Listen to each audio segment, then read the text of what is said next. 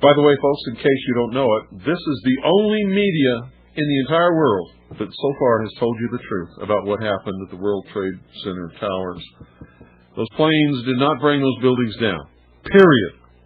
If you believe that in your wildest dreams, you got nothing, absolutely nothing between your ears. And I'm not asking you to take my word for it. Seek out some explosives experts and ask them. They'll tell you. They'll tell you.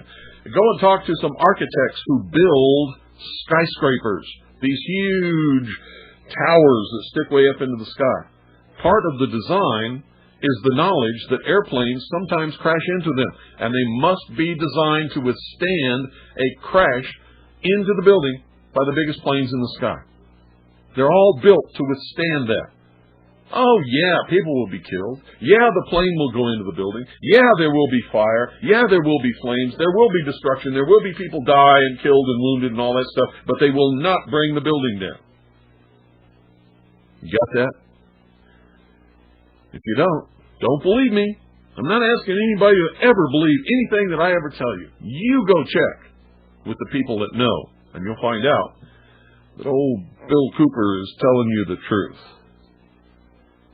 They're engineered and built intentionally to withstand crashes into the buildings by major commercial airplanes. And these planes did not hit any of the main structural members at the lower levels of the buildings. They hit at the upper quarter of the buildings, and of course it would affect the structural integrity of those floors. But you'll notice that the structural integrity of the buildings were so sound that where the airplanes actually crashed into the building did not cause the upper levels to collapse into that floor. So how would it cause the entire building to collapse? It not only doesn't make a lot of sense, it's absolutely impossible.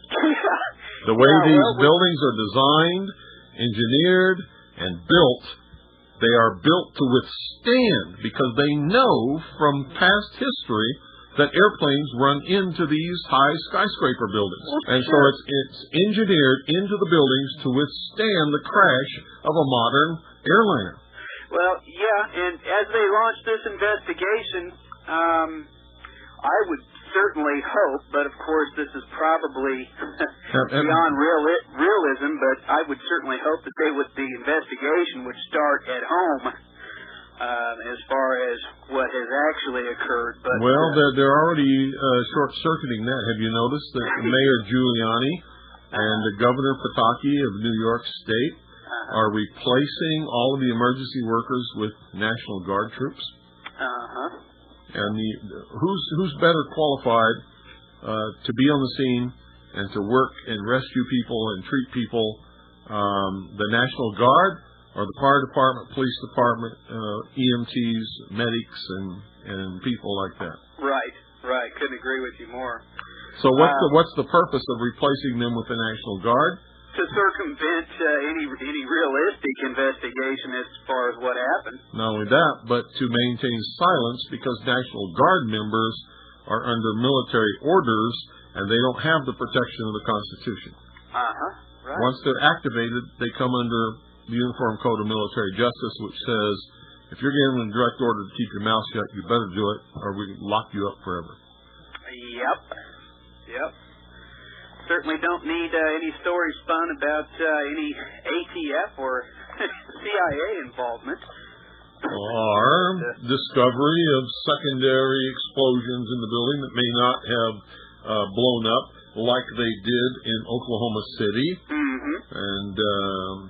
and then later denied that they found, although there are hundreds of witnesses that all saw and heard and watched them remove secondary explosives of a military type from the Alfred P. Muir Federal Building.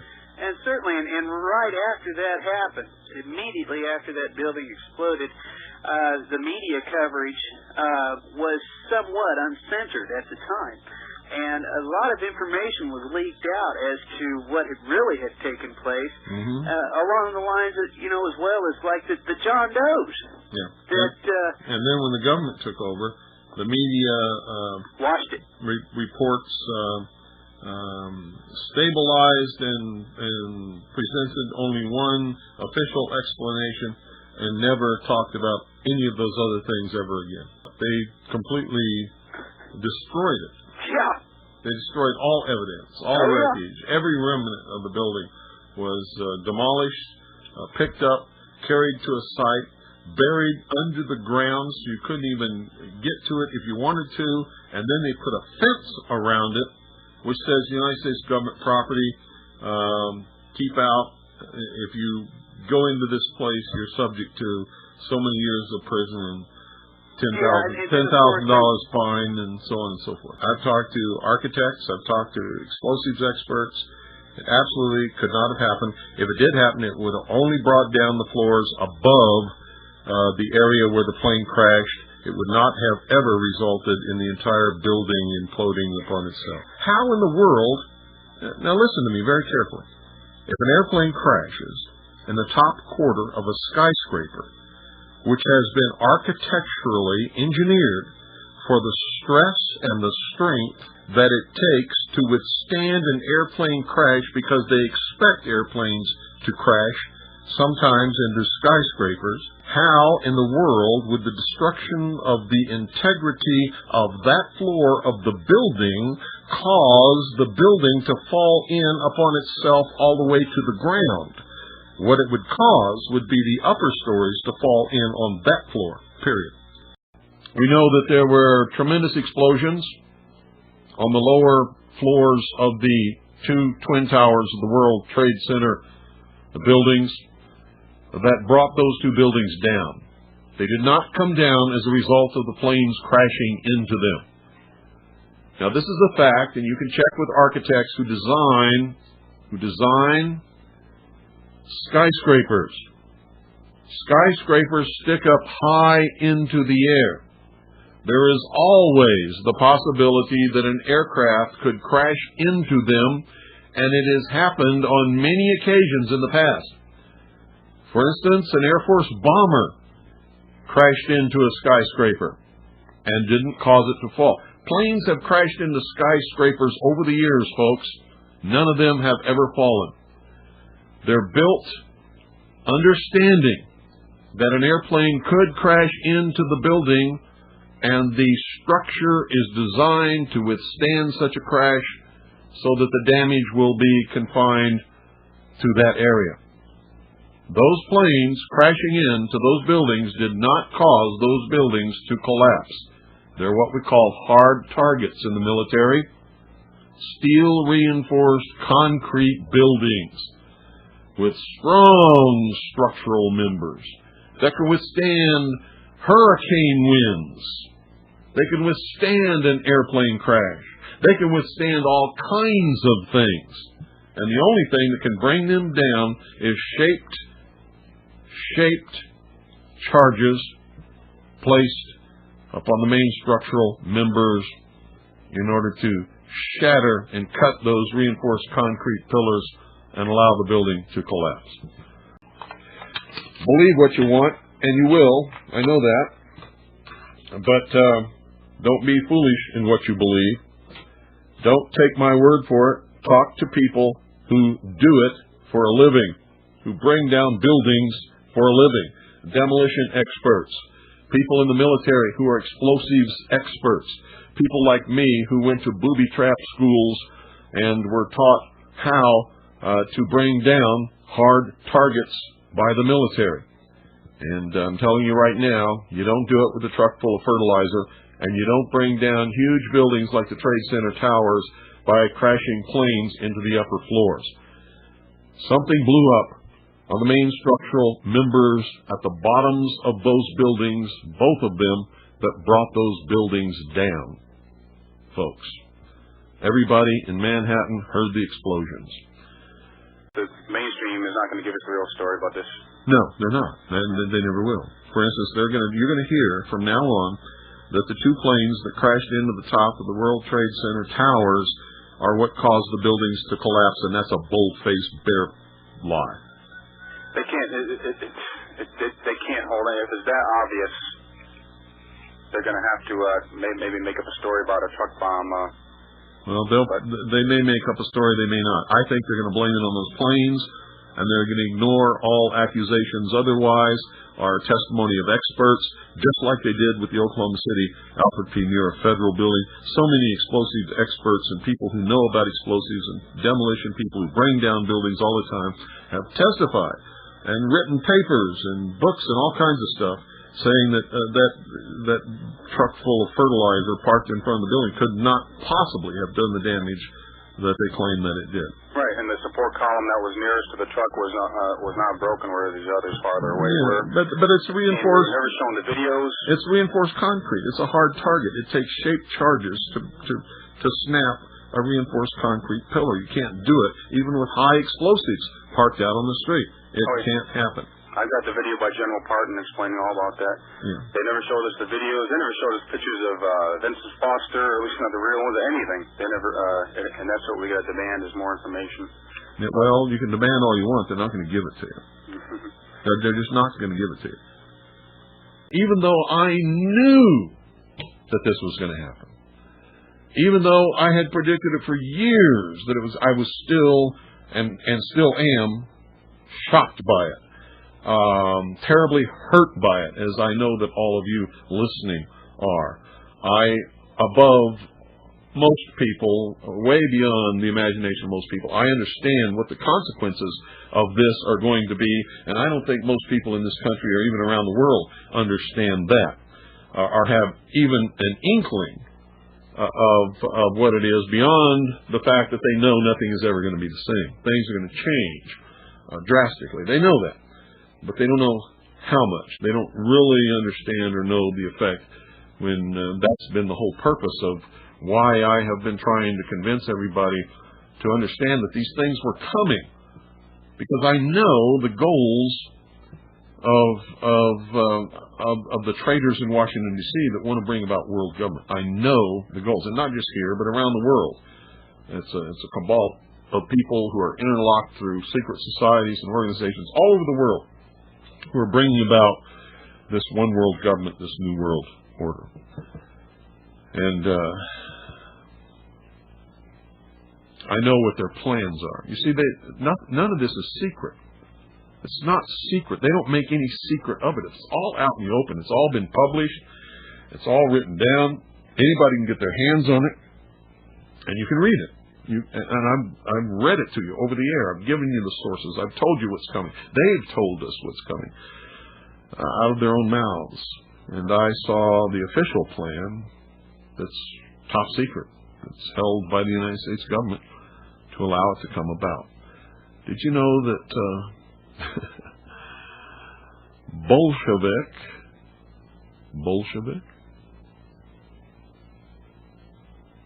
what does that mean? You know, it's sad to be able to see what is coming just as clear as if it were happening right in front of my eyes at this very moment. To be able to see it at a future time, because I've studied these scum for so many years, and I've watched what they have done in other countries to defeat their enemies and establish their socialist utopian slave market. And so I can anticipate, and with a little research, a little listening, a little reading, I can pretty much tell you exactly what they're going to do whenever they're going to do it. And you all know that. Those of you who have been listening to me for all these years, you know that I have been consistently the only person in this country who has made accurate predictions each and every single time. And I'm telling you right now, it is sad and it is frustrating to know that something is going to happen and not be able to convince people that it's going to happen and be able to stop it. Long before this wave of terror began in the United States, I told you over this radio broadcast that it would happen. I said that New York City, I was saying that before I ever had a radio broadcast, and it's on tape in every one of my lectures. I said New York City would be the first strike of terrorists in this country, followed by some place in Middle America.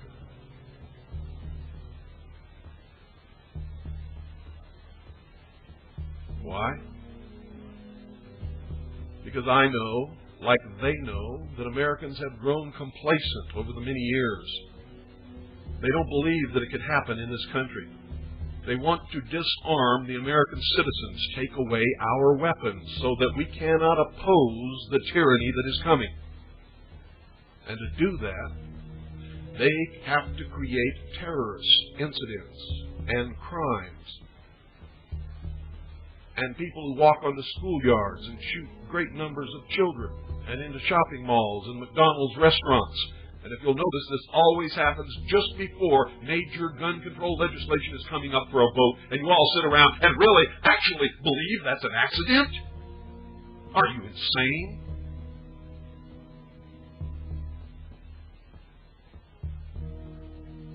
It's social engineering in the grand scale and the classic method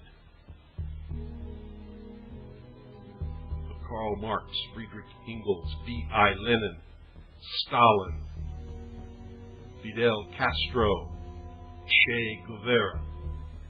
If you don't believe me, quit sitting on your lazy butts and get out the history books and read it. It's all there, and you can make the same predictions that I have made and continue to make and be absolutely 100% correct if you will just understand that he who does not study history is doomed to repeat it. That is the truth. As each section was completed, 25-ton cages of metal reinforcement rods were lowered into the slurry-filled trench.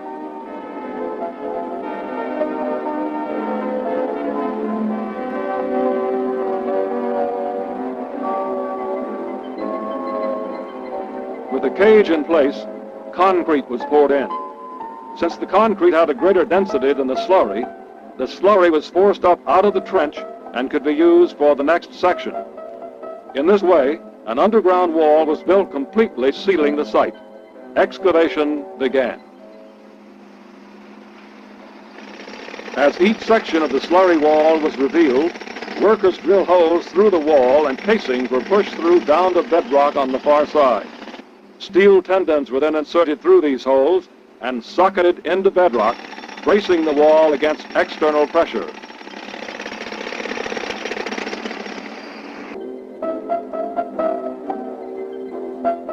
Concrete footings were formed and poured into bedrock.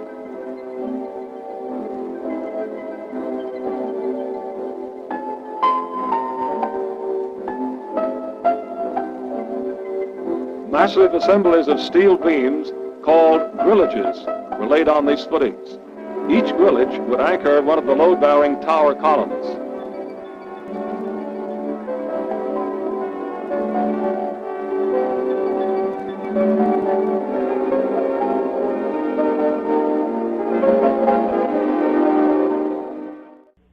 A reporter from CNN and his little camera crew got in to Osama bin Laden's secret hideout and conducted an interview. If you don't believe me, tune into CNN. They're probably running it right now as I'm speaking. And if you believe it, you are one of the stupidest jerks that ever lived on the face of this earth. And whatever is going to happen that they're going to blame on Osama bin Laden, don't you even believe it. Another social engineering project to change the minds and the attitudes and the beliefs of the people of the world, and especially the United States, to bring about one world socialist totalitarian government. Can you believe what they were saying for a while? That Timothy McVeigh, the CIA, the NSA, the FBI, the Defense Intelligence Agency could not find Osama bin Laden in their wildest dreams, but Timothy McVeigh and Terry Nichols could, and recruit him to be their partner in blowing up the Alfred P. Murrah Federal Building? Bullshit! How stupid can you be? These guys didn't have a nickel between them. Not a nickel between them. How dumb can you be? How stupid can you be? Put me in charge of the CIA. I guarantee you I will have him in custody in 2 weeks flat. Or dead. Take your pick. Take your pick. Give me that budget, those resources, those personnel, I guarantee you he will be mine in 2 weeks. And you know what? If I had a few loyal, good Americans who were willing to donate enough money, certainly not even a drop in the bucket compared to what they really have in these intelligence agencies to really go after him, I could still have him in 2 weeks. Piece of cake. So why do all these fools believe this charade? That a CNN reporter and his little camera crew can do what all the money and all the assets and all the eavesdropping and all the intelligence and all the satellites and all the undercover operatives in the world can never do. It's because they're not trying. They don't want to. Osama bin Laden is their creation, and he is serving them well. When in hell are all you people going to wake up? Of special interest is the powerful society in Afghanistan, in ancient times called the Roshaniya, or the Illuminated Ones. There are actually references to this very mystical cult going back through history to the House of Wisdom at Cairo. At one time, Arabia, ladies and gentlemen, was the seat of all of the knowledge in the world. In fact, they had the only universities in the entire world. The major tenets of this cult were the abolition of private property, the elimination of religion, the elimination of nation states, the belief that illumination emanated from the Supreme Being who desired a class of perfect men and women to carry out the organization and direction of the world. Belief in a plan to reshape the social system of the world by first taking control of individual countries one by one, and the belief that after reaching the 4th degree, one could communicate directly with the unknown supervisors who had imparted knowledge to initiates throughout the ages. Wise men will again recognize the Brotherhood.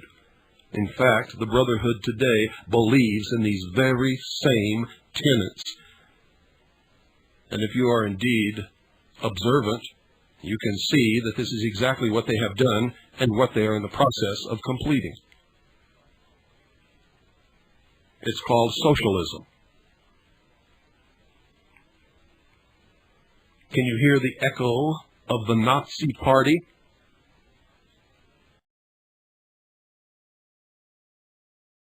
Osama bin Laden's still out there and he owes us. And if we don't think he can do it, we're kidding ourselves. Do you know that he was created by the Central Intelligence Agency when Afghanistan was fighting Russia? Right. Do you know that he was trained by the CIA? Right. That he was shown how to conduct guerrilla warfare operations and how to conduct terrorism against the Russians by the Central Intelligence Agency? We created this guy. We created Saddam Hussein. This whole thing is our own creation. That's right. We create these boogeymen and then we go out and tear everything up and kill everybody to try to, supposedly destroy the monsters we created, which we know what it's all about. It's about the New World Order. He was created by George Bush and the CIA to fulfill this particular role, to be the boogeyman, to create the power in the United Nations to reach out and slap down nation states. Huh. He didn't think this up. Wow. I tell you what, it's incredible. What is the end game of all this? To make slaves of all of us? Yes, exactly. Absolutely correct. To disarm the entire world and create one world government. You see, we got to make sure that even if we blow Saddam Hussein up tonight, that another one doesn't spring up. We have to put power in the United Nations, and there has to be a world police force to take care of these kinds of people. Why do you think they didn't kill him during Desert Storm? They killed John F. Kennedy on Elm Street. They can't kill Saddam Hussein? That was the nightmare on Elm Street. We must speak the truth about terror. Let us never tolerate outrageous conspiracy theories concerning the attacks of September the 11th, malicious lies that attempt to shift the blame away from the terrorists themselves, away from the guilty. These are not opinions to be debated. These are facts.